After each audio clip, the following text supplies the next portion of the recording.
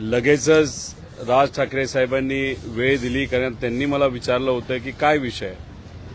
मी म्हणलं अजितदादांच्या बाबतीतलं जी काही ॲक्सिडेंट झालेला आहे, घातपात जो कुठला झाला आहे, त्याच्याबद्दलची माहिती आपल्याला मला द्यायची आहे. दादांचा विषय असल्यामुळे लगेचच्या लगेच मला तिथं वेळ मिळाला. आज इथं आल्यानंतर बराच वेळ त्यांनी सगळ्या घटना समजून घेतल्या. जी काय माहिती मी घेऊन गेलो होतो ती पूर्ण माहिती त्यांनी समजून घेतली आणि ती माहिती समजून घेतल्यानंतर बोलत असताना त्यांनी सांगितलं की महत्वाचा विषय आणि सगळ्यात महत्वाचा प्रश्न एवढाच आहे की FIR पोलिसांनी का नाही घेतला. त्यांचा अभ्यास चांगला असल्यामुळे त्यांनी मला 2 दाखले दिले सुप्रीम कोर्टाचे, ज्याच्यामध्ये ॲक्सिडेंटल डेथ रिपोर्ट झाला असला तरी FIR घेता येतो, तो नागरिकांचा हक्क आहे. आणि एक दुसरा दाखला ज्याच्यामध्ये काही झालं तरी FIR घ्यावाच लागतो पोलिसांचा, हा दुसरा दाखला त्यांनी तिथं दिला होता. त्यामुळे त्यांनी एकच प्रश्न केला की या महाराष्ट्रामध्ये एका व्यक्तीचा, एका मोठ्या नेत्याचा, महाराष्ट्राच्या देशाचा नागरिकाचा जर FIRच होत नसेल तर ही अतिशय दुर्दैवी गोष्ट आहे. त्या बाबतीत ते काय भूमिका घेतील, कसं घेतील हे आपल्याला येत्या काळामध्ये त्या ठिकाणी कळेलच. पण त्यांनी सांगितलं की दादांना मी ओळखत होतो, जवळून आम्ही काम केलेलं आहे, जेव्हा केव्हा भेटायचो आम्ही तेव्हा बोलायचो. दादा असले काय नाही तर कुणी असलं काय, पण मराठी माणसाला जर न्याय मिळत नसेल तर त्यासाठी जे काय करावं लागेल ते मी आमच्या लेवलला त्या ठिकाणी करू, एवढं त्यांना सांगितल्यानंतर आता विधिमंडळामध्ये तिथं काही आमच्या बैठका आहेत, काही लोकांनी मला वेळ दिलेली, तिथं जाऊन त्यांच्याशी मी चर्चा करणार आहे. कालपर्यंत CIDच्या चौकशीसाठी सगळेच रिपोर्ट्स येण्यासाठी वाट पाहत आहेत. खरं तर पायलट देखील जिवंत असल्याचं सांगितलं जात आहे, कोणत्या तरी देशात असल्याचं देखील म्हटलं जात आहे. नाही बघा, जे कुठले पायलट ते विमान चालवत होते ते जिवंत आहेत असं समजून चालणार नाही. जे आधी पायलट त्यांची नियुक्ती झाली होती त्यांचं नंतर ते कॅन्सल झालं, ते आधीचे पायलट त्या ठिकाणी आहेत, त्यामुळे तो विषय तिथं राहत नाही. त्यामुळे त्या विमानामध्ये जे कोणी 5 जण होते त्याच्यामध्ये दादा होते, त्यानंतर अटेंडंट माळीताई होत्या, जाधव नावाचे जे सिक्युरिटी होते, पाठक नावाच्या को पायलट आणि कपूर नावाचे मेन पायलट, हे 5च्या 5 व्यक्ती दुर्दैवाने आज आपल्यामध्ये तिथं नाही. त्यामुळे कुणी जर सांगत असेल की ही व्यक्ती जिवंत आहे, ती व्यक्ती जिवंत, असं कुठंच काय नाही. ऍक्सिडेंट झाला का घातपात झाला याच्याबद्दलची माहिती आपल्याला त्या ठिकाणी घ्यायची आणि त्यासाठी आपण सर्वजण प्रयत्न करतोय. एक तर FIR या महाराष्ट्रामध्ये घेतलाच जात नाही, हे खरं तर दुर्दैवी गोष्ट आहे. FIR हा देणं आणि देणं हा आमचा अधिकार आहे आणि त्यांनी तो घेणं ही त्यांची ड्युटी आहे. आणि महाराष्ट्रामध्ये अशी एक गोष्ट होत असेल तर हे फार चुकीचे आहे. आणि आज राज ठाकरे साहेबांना भेटत असताना योगायोग आज मराठी दिवस त्या ठिकाणी आहे, त्यामुळे मराठी माणसासाठी राज ठाकरे साहेब आजपर्यंत लढत आलेले आहेत. आणि मग आज दादांचा मुद्दा घेऊन आपल्या पक्षाच्या माध्यमातून सुद्धा कार्यकर्त्यांच्या मदतीने व आपण स्वतः सुद्धा या विषयाला न्याय मिळाला पाहिजे. इतरही पक्ष, नेते, सामान्य लोक, महाराष्ट्राची जनता दादांना न्याय देण्यासाठी प्रयत्न करतच आहेत, पण तुम्ही सुद्धा पाठिंबा ताकद द्यावी अशी विनंती त्यांनी केली. आणि त्यांनी मला सांगितलं, विचारायचं कारण नाही, मी नक्कीच दादांबरोबर त्या ठिकाणी असणारे, न्याय कसा मिळेल यासाठी मी प्रयत्न करेन. दाखले त्यांनी दिलेले होते, या दाखल्यांचा उपयोग तुम्ही कशा पद्धतीनं करणार, पुन्हा एकदा FIR साठी तुम्ही पोलीस स्टेशन गाठणार? नाही, एकतर काय आहे की माझ्यावर टीका काही सत्तेतले लोक आणि नेते तिथं करतात. काल अजितदादा पक्षातले जे काही प्रमुख नेते आहेत त्यांनी सांगितलं की मी इव्हेंट करतोय. बरं, मी इव्हेंट करतोय असं तुम्ही समजा, आता तुम्ही सत्तेत आहात ना, स्टंट करतोय, तुम्ही सत्तेत आहात ना, FIR हा सगळ्यांचा अधिकार आहे. मी विरोधात आहे म्हणून तुम्ही माझा FIR घेऊन देत नाही, नाही तर घेतला जात नाही. तुम्ही सत्तेत आहात ना, तुम्हाला काय माझ्याबद्दल वाटायचं वाटू द्या, मग सत्तेचा वापर करून तपास काय दिशेनं जातो हे आपण तात्पुरता बाजूला ठेवा. साधा एक FIR करून देण्यासाठी थोडीशी मदत तरी करा. भाषणं नुसती करत चाललेला आहात तुम्ही. इथं आम्ही सर्वजण, महाराष्ट्रातील जनता, सर्व इतर पक्षातले लोक दादांना न्याय कसा मिळतील यासाठी प्रयत्न करतायत आणि हे लोक मात्र भाषणाच्या माध्यमातून राजकीय टिप्पणी त्या ठिकाणी करत असतील. आणि दुर्दैव असं त्या भाषणामध्ये एक तर महाशय असे बोलले की म्हणजे नवीन पर्व त्या ठिकाणी सुरू झाले. अजित पर्व संपणारच नाही, कारण का लोकांच्या मनामध्ये दादांप्रती प्रेम आहे आणि ही घटना घडली त्याबाबतीत शंका आहे.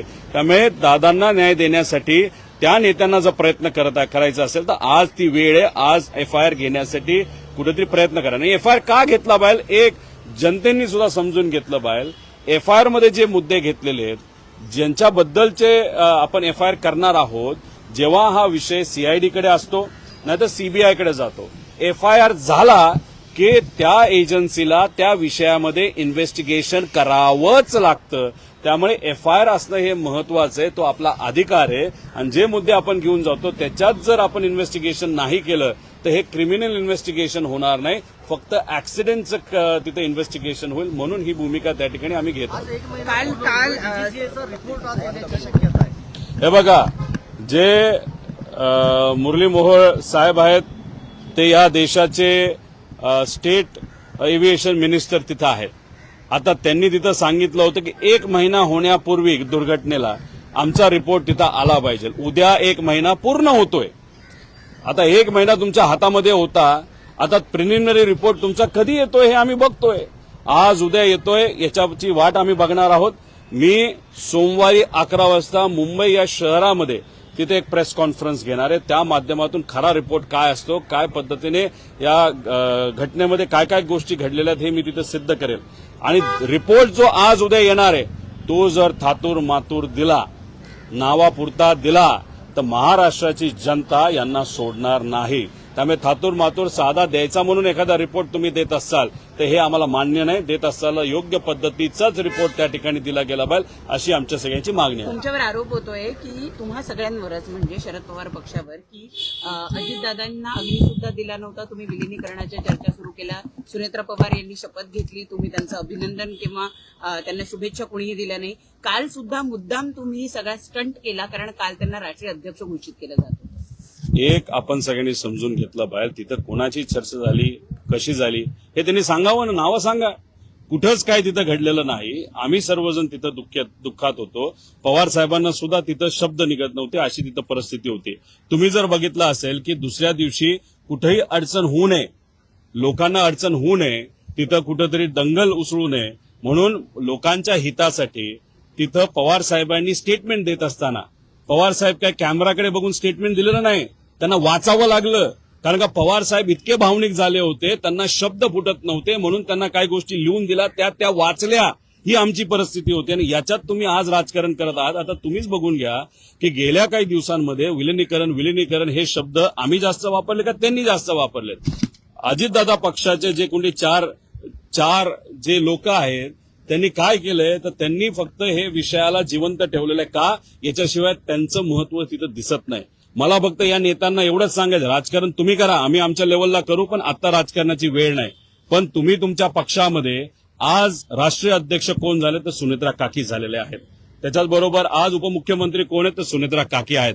त्यामुळे तिथं वागत असताना स्टेजवर आणि इतर गोष्टीमध्ये जरा सांभाळून वागा, कारण महाराष्ट्र तिथं बघतोय. एक तर महिलांचा आदर ठेवणं हे महत्वाचं आहे. आणि दादांची वचक काय होती, दादांचं प्रेम कार्यकर्त्यांवर होतं, आमदारांवर होतं आणि महाराष्ट्रावर होतं. पण या जे काही 4 नेते आहेत त्यांचा वचक तर नक्कीच दादांचा तिथं होता. अहो, काल आम्ही बघत असताना किती वाईट वाटलं. जायला जागा सुद्धा कुठं द्यायची तर ते नेते तिथे ठरवणार. कोणीतरी नेता काकींच्या खांद्यावर हात ठेवतो, कोणीतरी ओढतं, कोणी काय करतं. म्हणजे हे बघून महाराष्ट्राची जनता आम्हाला ह्या गोष्टी वाटत नाही. आता तुम्ही ह्याच्यात आम्ही राजकारण करतोय असं म्हणतोय, तुम्ही राजकारणाचा मुद्दा काढला म्हणून आता आम्ही भावनिक मुद्दा काढतो. त्यामुळे आमच्या काकींचा जो आदर आहे, कारण काकी मोठ्या नेत्या आहेत, त्या नक्कीच खूप चांगलं काम अजितदादांचं काम सारखं काम करतील असा आम्हाला विश्वास आहे. पण जरा सांभाळून वागा आणि सांभाळून त्या ठिकाणी बोला, एवढंच या ठिकाणी सांगतो. सुनेत्रा पवारांना काल माध्यमांशी काही बोलायचं होतं का, असं दिसलं का तुम्हाला त्या दृश्यांमधून? कारण त्यांना काही नेत्यांनी सांगितलं की पुढचं आम्ही बोलतो, अशी दृश्य सध्या नाही. मी एक तर त्या सगळे भाषण कुठं ऐकले नाहीत. काकींचं भाषण मी ऐकलं, भाषण ते चांगलं होतं, त्यातून संदेश त्यांनी त्या ठिकाणी चांगला दिला. त्याच्या व्यतिरिक्त जे बाकीचे बोलले त्यांचं भाषण पूर्वीही ऐकण्यासारखं नव्हतं आणि आजही ऐकण्यासारखं नाही. त्यात कंटेंटच नसतो, त्यात महत्वाचे मुद्दे सुद्धा त्या ठिकाणी नसतात. त्यामुळे मी काय त्यांचं भाषण ऐकलं नाही. नंतर काय घडलं हे मला तरी त्या ठिकाणी माहित नाही. पण एक आहे की सुनेत्रा काकी या सक्षम महिला आहेत. पवार परिवाराचा एक घटक आहेत आणि मग त्याच्यात त्या प्रेस कॉन्फरन्सेसला सुद्धा समोर जाऊ शकतात, त्यांना वाटेल ते त्या ठिकाणी बोलू शकतात. जर कोणाला वाटत असेल की सुनेत्रा काकींना आपण कंट्रोल करू शकतो, दादांना कंट्रोल करता येत नव्हतं पण काकींना करता येईल, तर ते भ्रमात आहेत. थोड्या दिवसानंतर नक्कीच कळेल की ताकद काय असते आणि एक नेता कशा पद्धतीने पार्टी तिथं चालवत असतो. त्यामुळे ह्या 4 जे कुठले नेते आहेत त्यांनी थोडंसं सांभाळून राहावा, सांभाळून वागा, एवढंच या ठिकाणी सांगतो. काल बोलताना सुनेत्रा पवार असंही म्हणाल्या की दादांचं अर्धवट राहिलेलं स्वप्न मला पूर्ण करायचं आहे. काही अंदाज आहे कुठलं स्वप्न असेल?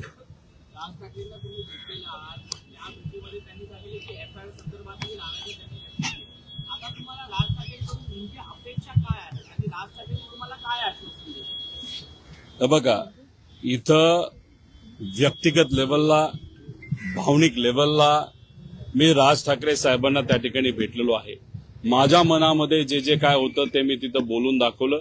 माझ्याकडे जे जे कागद होते ते मी त्यांना तिथं दिलेले आहेत आणि मी दुसरी कुठलीही तिथं अपेक्षा केली नाही. माझं फक्त एकच आहे की मराठी माणसाच्या पाठीमागे ते नेहमी भक्कमपणे त्या ठिकाणी राहिलेले आहेत.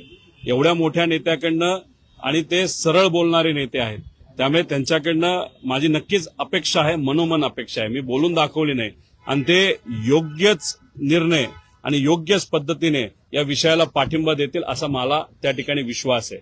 आता काल सुनेत्रा काकींच्या बद्दल बोलत होता, त्यांचं राहिलेलं अर्धवट स्वप्न काकांचं काय होतं हे एकतर मी काकांकडे बघत असताना आणि अख्खा महाराष्ट्र अजित काकांकडे बघत असताना, काका हे महाराष्ट्राचे मुख्यमंत्री झाले पाहिजे अशी इच्छा आमच्या सगळ्यांची त्या ठिकाणी होती.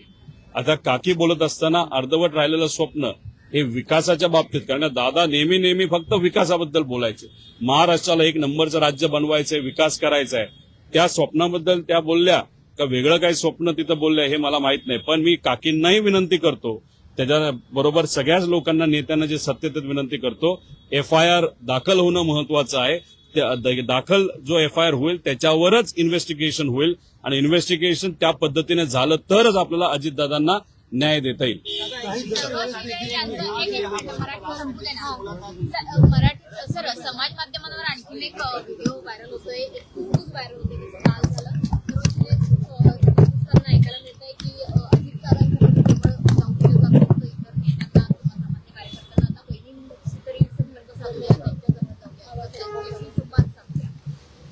त्यांचं मत आणि सगळ्यांचं मत तेच ते 4 यांच्याबद्दल त्या ठिकाणी असावं, याच्या पलीकडे दुसरं कुठलं नाही. आणि एका महिला आमदारांनी ते बोलून दाखवलं, ते एका व्हिडिओवर आलं आणि ते लोकांपर्यंत पोहोचलं. याच्यावरनं समजून घ्या की एखाद्या नेत्याला जर आमदारांपासूनच लांब काही लोक ठेवत असतील, ते 4 लोक ठेवत असतील, तर मग बाकीच्यांचं काय? तरी दादा हे दादा असल्यामुळे त्या गोष्टी तशा होऊन देत नव्हते. पण तरी जर होत असेल तर काकींनी सुद्धा कुठेतरी सांभाळून राहिलं पाहिजे, एक पुतण्या म्हणून त्या ठिकाणी विनंती करतो. शोकसभेमध्ये जो व्हिडिओ दाखवण्यात आला त्याच्यामध्ये पण अजित पवार यांची कारकीर्द दाखवताना शरद पवार यांचा एकही फोटो दाखवला नाही. आणि दुसरी गोष्ट, 2022 नंतरचे अजित पवार दाखवले. 6 वेळा मुख्यमंत्री असलेल्या माणसाची कारकीर्द दाखवताना कमी पडलं. माझं एकच मत आहे की साहेबांचा फोटो दाखवला का नाही दाखवला, लोकांना माहितीये की साहेबांचं अजित काकांवर प्रेम होतं, अजित काकांचं साहेबांवर प्रेम होतं आणि त्यांच्या जडणघडणीमध्ये पवार साहेबांचा काय वाटा हे दुनियाला तिथं माहितीये. महत्वाचं काय, तो व्हिडिओ बघत असताना आमच्या डोळ्यामध्ये जेव्हा पाणी आलं, पण मनामध्ये एक शंका होती आणि एक कुठेतरी खंत सुद्धा होती की अजितदादांचं काम हे 40 वर्षाचं राजकीय कारकीर्द त्यांची आहे, त्यांचं काम आहे.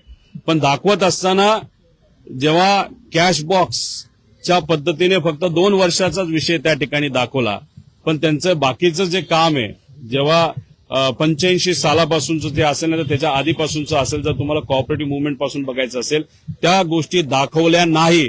म्हणजे दादांचं एवढं मोठं कार्य असताना सुद्धा त्या व्हिडिओच्या माध्यमातून ते छोटंसं का दाखवण्याचा प्रयत्न त्या ठिकाणी केला गेला आणि फक्त 2 वर्षाच तिथं का दाखवलं गेलं, म्हणजे कुठंतरी एखाद्या एजन्सीनी काय केलं हे दाखवण्याचा ते प्रयत्न करत होते. कॅशबॉक्स जी कुठली एजन्सी असेल का दादांनी काय केलं हे दाखवायचा प्रयत्न ते करत होते. दादांचं जर खरंच त्यांना दाखवायचं झालं असतं तर कुठेतरी तो व्हिडिओ अजून मोठा आणि अजून चांगला होऊ शकला असता. एक दादांचा फॅन म्हणून आणि एक नागरिक म्हणून मला वाटतं.